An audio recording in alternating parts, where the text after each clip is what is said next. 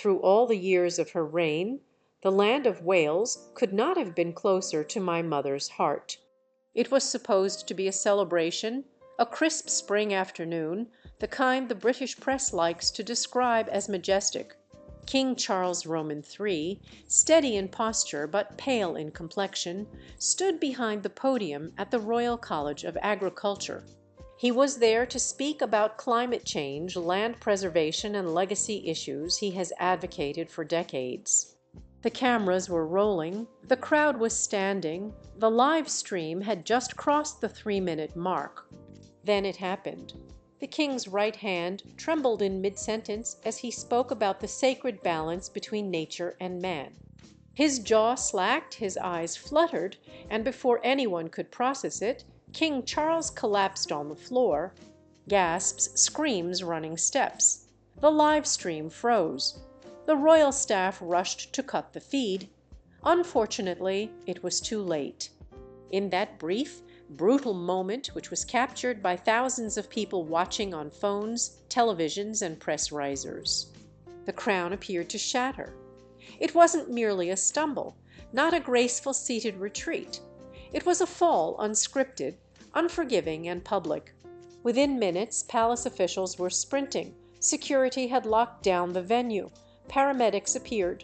Prince William, who was attending a separate engagement in Berkshire, abruptly left. Camilla's motorcade was rerouted. Kate Middleton was unavailable for almost half an hour, which royal correspondents immediately noted as unusual. Outside the palace gates, a crowd began to form. By the time the BBC interrupted its afternoon broadcast to report the incident, the world was already asking the question that the firm has worked for decades to avoid. What if the king does not get back up? For years, Charles had been the embodiment of continuity, the man who waited longer than any heir in modern history, only to enter a fractured monarchy marred by scandal, grief, and generational shift. Many wondered if his reign would be symbolic, brief, or silent. No one expected it to stumble so violently and so quickly. Now there are whispers of stress, underlying conditions, and a monarchy forced into contingency mode behind the scenes while attempting to project strength on the outside. No one, including the press, can deny what they witnessed. The monarch fell, and for the first time since Elizabeth's death, the British people are awakening to a terrifying reality. The crown may still shine, but its weight is beginning to fracture the man beneath it. There is a sound that still haunts those who were present. Not a thud, not a collective gasp, but Charles's voice is fading. According to an eyewitness in the third row, the king spoke softly and slower than usual. His posture was upright, but his face appeared flushed. Some people assumed it was emotion, others the heat. But then his sentence abruptly came to an end in the middle of a thought or a breath. He didn't finish the word, the guest observed. It was like someone hit pause on him. He felt a tremor in his hand, a blink that was too long, and then collapse. Not a graceful crumple, a fall sudden, unshielded. He just went down, said a senior palace aide who requested anonymity. There's no warning. One moment he was talking, the next he was on the ground. It was 3:14 p.m. local time. Security was the first to move, then there are aides. The event's medical staff then rushed from the back of the hall, weaving between chairs and stunned dignitaries. In a matter of seconds, the room had transformed from stately silence to stunned chaos. One staff member attempted to lift Charles. Another person held his wrist looking for a pulse. Despite being ordered to turn off the cameras, they had already captured too much footage. We were told to kill the feed, an employee at Royal Communications admitted. However, the stream was active for at least 20 seconds after he fell. People saw, and not only inside the venue. Thousands of people across the United Kingdom were watching on their phones. Royal fans, political observers, and students watching for school assignments all witnessed the king's fall. After the feed was cut, speculation began. Was this a stroke, a heart attack, a fainting spell? Nobody could say, but inside the event hall, the tension was thick with more than just fear. Denial. There was this moment, One guest recalled when everyone just stood there, nobody wanted to move. As if we hadn't acknowledged it, it wouldn't have happened. But it did. The panic behind the scenes was immediate. Paramedics from the nearby hospital arrived in 8 minutes. According to early reports, Charles was placed on a stretcher, but only after regaining partial consciousness. He was mumbling. One witness reported, "I didn't know where he was," said something about the Queen. Nonetheless, the phrase no one wanted to hear had already passed between two palace employees standing just feet away from the scene. "We need to start Menai Bridge." That is the code name for the official plan for the king's demise, and just saying it even hypothetically sent shivers down the spines of everyone who heard. "I've never seen so many phones ringing at once," said a palace press official. Everyone was attempting to get ahead of it, but the truth is that we were not ahead of anything. The king collapsed publicly, visibly, and we couldn't hide it. Charles was transported by ambulance at 3:30 p.m., flanked by unmarked police cars. The hospital's location was not initially disclosed, a security precaution that only fueled speculation. The palace issued a statement at 3:52 p.m. His Majesty, the king experienced a temporary health event during today's engagement. He was taken to the hospital for observation as a precaution. He is conscious and communicating with the staff. Additional updates will be provided in due course. What about inside the palace? There was no calm because regardless of how they framed it, the images were out. The monarchy's carefully cultivated illusion of control. Continuity and composure was shattered in the first few minutes with a silent collapse, a stretcher, and a scramble of staff was abruptly gone. As King Charles's body was being rushed through a secure back exit of the Royal College of Agriculture, the palace phones began to ring. Couriers inside Buckingham Palace were in disarray. Not since the death of Queen Elizabeth has the royal machine been caught off guard. And this time it wasn't a carefully orchestrated moment of mourning.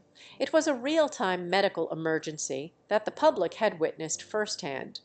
It wasn't supposed to happen like that, a staff member whispered, not in front of the cameras, not in front of the world. Within 15 minutes of the collapse, the palace gates were shut. The royal standard continued to fly as a deliberate reminder that the king was still alive. But inside the atmosphere was charged with fear. Aides started combing through schedules. Appointments were cancelled. International calls were made. The head of royal protocol reportedly yelled at a junior assistant when they couldn't find the updated chain of command briefing for active crisis. In the midst of it all, two questions stood out more than the others. Where is Queen Camilla? So what do we tell William? Camilla had planned to attend a private luncheon in Mayfair with select members of the Commonwealth Women's League. However, according to insiders, she never made it. When she was informed, she reportedly directed her driver to reroute to Clarence House, where she could be briefed privately, but by the time she arrived, Charles was already on his way to the hospital. That's when things began to fracture. She was pacing, said a source familiar with her inner circle. Hands are shaking. She's completely beside herself. Another aide added, she screamed at a staffer who mentioned the live stream. "Don't you dare tell me this is already out there," she exclaimed. Yes, it was. Meanwhile, Prince William was removed from an economic rout in Berkshire. Security swept the building. His car was seen driving away minutes later, not to the hospital, but directly to Buckingham Palace. This, experts say, was significant. He didn't go to see his father. One royal correspondent tweeted he went to assume his role, whatever that may be, in the hours to come. By 4:15 p.m., senior royals were locked in emergency meetings. According to sources, a secure video call with Princess Anne, Prince Edward, and high-level advisors was initiated within an hour. Princess Anne was reportedly furious that no early warning had been given about Charles's health, implying that the palace had been downplaying symptoms for weeks. Catherine, Princess of Wales, was out of reach for nearly 30 minutes inside Windsor Castle. When she did respond, she immediately cleared her schedule and was seen leaving in a black vehicle without saying anything. She wasn't panicking. A source said she was preparing. However, it was Queen Camilla's reported behavior that received the most attention inside the palace. She was weeping, said a footman who asked to remain anonymous. It was not theatrical. It was grief. Real grief. At one point, she was overheard asking a staff member, "What if he doesn't recover from this?" So what happens next? That's when the whisper resumed. The same one heard at the site of the collapse. Menai Bridge. It was not time to activate it. Not yet. But the protocol, planning, and contingency had to be dusted off just in case. Because, as one courtier stated clearly, the king went down, that changes everything. By 5:00 p.m. London had become quiet. Shops remained open, but radio frequencies were low. Televisions and pubs alternated between muted sports coverage and the BBC summer breaking news broadcast. People were not shouting. They were scrolling, waiting. Across the country, the headlines were the same. King Charles collapses mid-speech, condition unknown. Small crowds had already gathered in Windsor, outside Balmoral, and at Buckingham Palace's gates. Not tourists, not royal superfans, ordinary Britain. Some holding flowers, others with Union Jacks folded under their arms. A woman in her 70s near Kensington Palace told a Sky News reporter, "I was there when Diana died." This has that feel to it. Different, but the air feels the same. What about online? Chaos, Twitter. Now X erupted within seconds of the live stream being cut. #K Charles #Buckingham hashes the king dead. #Camilla #William the next #Queen Kate. It's all trending. Everyone is climbing. One video clip, shaky and grainy but unmistakable, showed Charles slumping over before falling to the floor. Before the end of the hour, it had received over 20 million views. Royal public relations teams were issuing copyright claims in real time, but it was like trying to plug a dam with sewing needles. It's not just that he collapsed. One American CNN commentator stated, "We saw it. Monarchs do not fall on camera." Monarchs are not meant to fall at all, but he fell. And the longer the palace's silence lasted, the darker the speculation became. By 6:00 p.m., the BBC had halted all regular programming, Radio 4 switched to rolling news mode, black suits began to appear on air. According to an unconfirmed medical leak from the hospital, Charles lost consciousness twice while being transported to emergency care. Another tweet, now deleted, claimed that senior doctors had been concerned for weeks about cardiac arrhythmias. None of this was verified. Everything was being consumed faster than it could be corrected. Meanwhile, world leaders started to respond. In French, President Macron wrote, "France stands beside the United Kingdom in concern and hope." President Biden stated, "Our thoughts and prayers are with His Majesty and the British people." Even the Pope sent a brief message wishing for peace, health, and strength for a servant of unity. However, the mood in Britain was not hopeful. It was still a collective breath suspended. The palace's second statement, released at 6:45 p.m., exacerbated the situation. His Majesty remains under observation. The royal household appreciates the public's concern and will provide further updates as necessary. No images, no footage of Charles waving from his hospital bed. There is no physician statement, just silence. And in that silence, the nation and the world started to wonder, was the crown going to change hands again, not after the rain, but after a fall? At 7:12 p.m., two black Range Rovers entered Buckingham Palace's rear gates unmarked, window tinted, but keen-eyed royal watchers recognized the vehicle. This was Prince William's, and he didn't smile. He did not stop to wave. He did not acknowledge the cameras. He walked into the palace like a man in command. Internally, things had changed. According to sources, King Charles was still in the hospital, stable, but undergoing additional tests. He had reportedly regained full consciousness, but aides admitted he was dazed, unable to recall exactly when he collapsed. However, outside of his hospital room, the monarchy could not afford confusion. Someone needed to take the lead. That person was William. By 7:30 p.m. sources confirmed that he had convened an emergency rout, the first of its kind since Queen Elizabeth II's death. Senior advisers, legal experts, and high-level members of the Privy Council were reportedly looped in through encrypted channels. What's the purpose? Prepare for succession. No, Charles did not die, but his collapse had hastened everything. William isn't just stepping in, explained one palace aide. He's stepping forward. This is extremely important because, unlike previous crises in which the palace was caught off guard, this one saw a future king taking action rather than reacting. According to reports, he did not call his father first. It was for Prime Minister Rishi Sunak. The content of that call is still classified. However, speculation runs wild. Some claim they discussed temporary powers. Others believe William requested early briefings on Operation Many Bridge, the meticulously planned protocol for King Charles's death. Others believe William was asking an even bigger question: how soon can a regency be enacted? A regency can be declared under UK law if the monarch is deemed incapable of carrying out his duties due to illness, mental incapacity, or prolonged absence. It requires medical approval and the consent of several key figures, including the Lord Chancellor and at least 3 other royals. Was William preparing for that? Insiders won't confirm, but they won't deny it either. A royal historian tweeted, "Charles may recover, but tonight we're seeing William move into a situation he can no longer avoid. Inside the palace there are whispers of staff reassignments. One senior official reportedly told colleagues, we're no longer in a support role. We are preparing a handover." Then there's the visual. William is standing in the same room where his father once waited for the crown. Now the father is lying in a hospital bed. What about the son? He's in the eye of the storm, but not because he's chasing power, because he's up next. He always was. However, the future is no longer purely theoretical. It is knocking.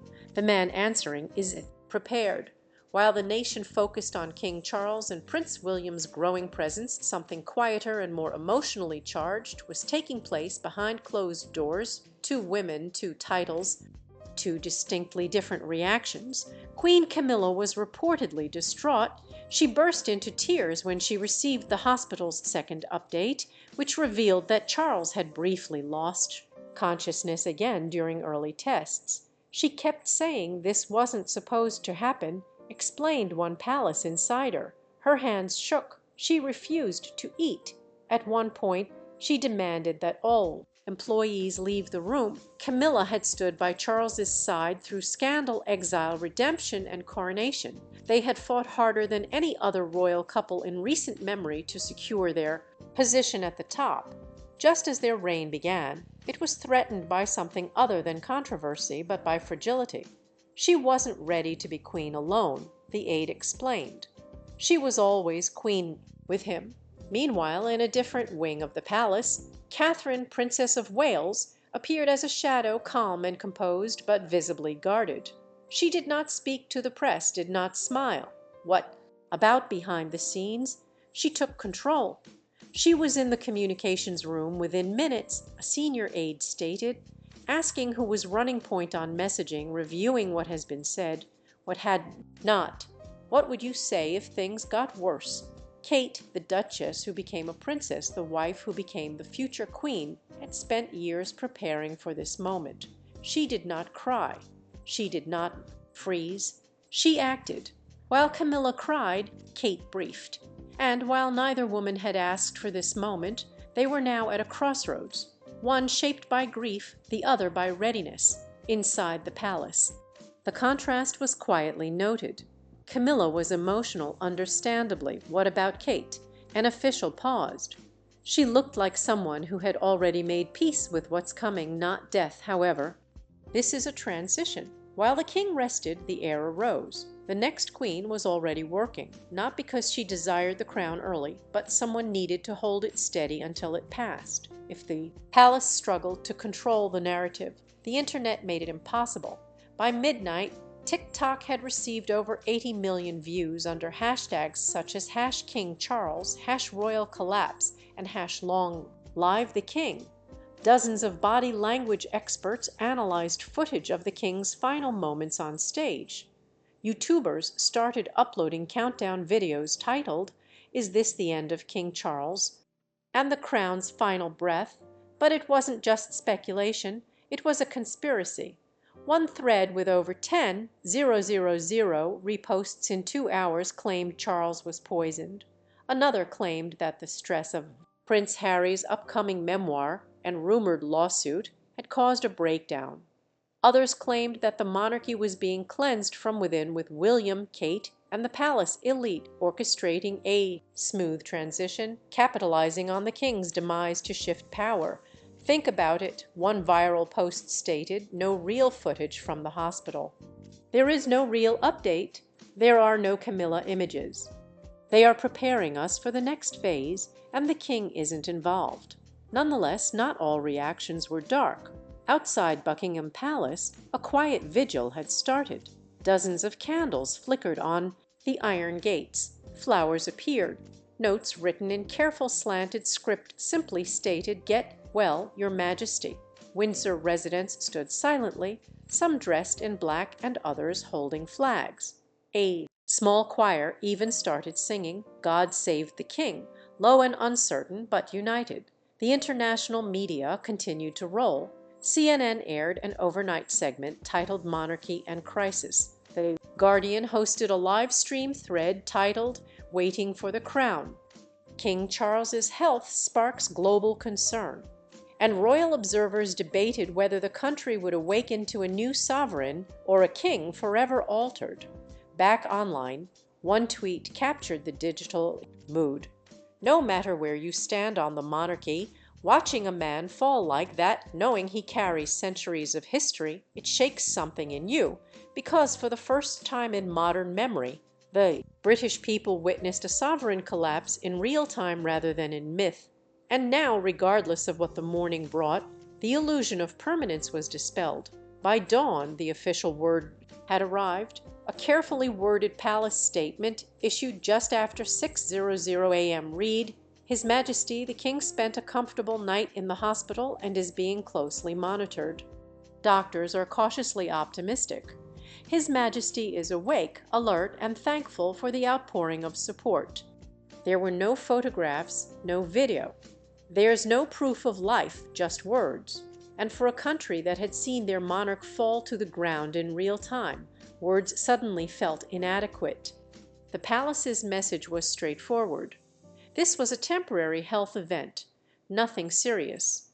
There's no need to panic.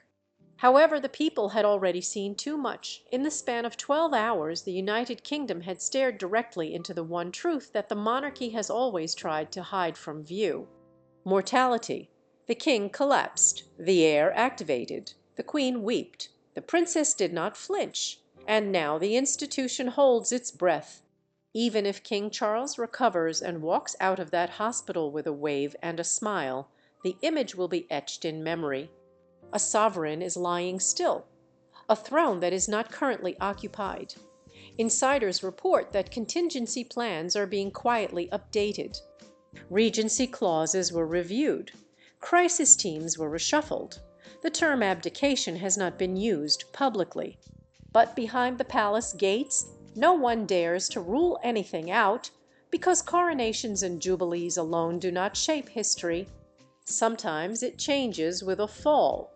As one BBC commentator put it just before the broadcast faded to the national anthem, what happens next is not solely about health. It is about trust in the crown within the family, in what it means to carry it forward, even if the man wearing it stumbles. And so the watch starts, not for death, but only for the transition. Regardless of how this ends, the monarchy can never say again, "It didn't happen in front of the world." It did. The question now is not whether the king will rise. The question is whether the crown is ready to fall for the first time in this generation.